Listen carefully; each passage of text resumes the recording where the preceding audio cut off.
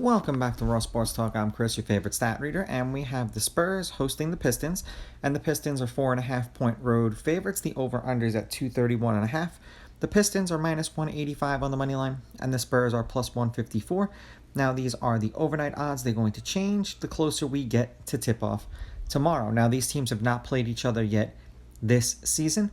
Lineups are going to be interesting. We know that Wemby is done for the year with that blood clot in his shoulder, and for those who didn't know what it was, because I had to Google it, yet that's what it is, and they're going to put him on some blood thinners, and that's why they don't want him to play any contact sports, because they're worried that something really bad can happen. And let's just hope that this is just a minor setback and this doesn't plague him over his very young career.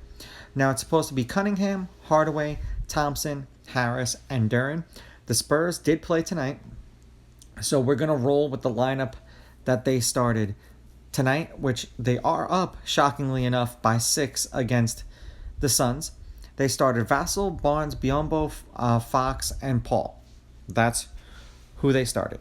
So it's crazy to say that, I said last year that the Spurs were going to get someone to team up with Wemby and they were going to be a different team, and they traded for Fox with Paul, and this probably would be a much different team had Wemby continued to play. But if you're a Spurs fan, silver lining, now you'll get a better player in the draft, and now when he comes back healthy, you'll really be dangerous.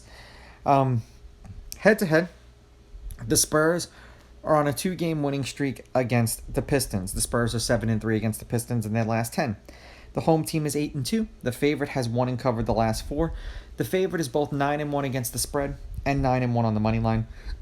The over is 5-4-1, and the over/under at 231.5 is 5-5. Now the Pistons are 6-4 in their last 10, 6-4 against the spread. The over/under is 5-5. They're on a 4-game winning streak, 237, 214, 224 points, and then 238 points. 13-point win over the Sixers, they covered. 10-point win over the Hornets, they did not. A 40-point win over the Bulls, they covered. And then an 18-point win over the Bulls, they covered. For the Spurs, they are playing right now, so this is not including the game that they are playing and winning by 6 at the half. 233, 223, 252, and then 219. 1-point loss to the Hornets, didn't cover. 1-point loss to the Magic. They covered.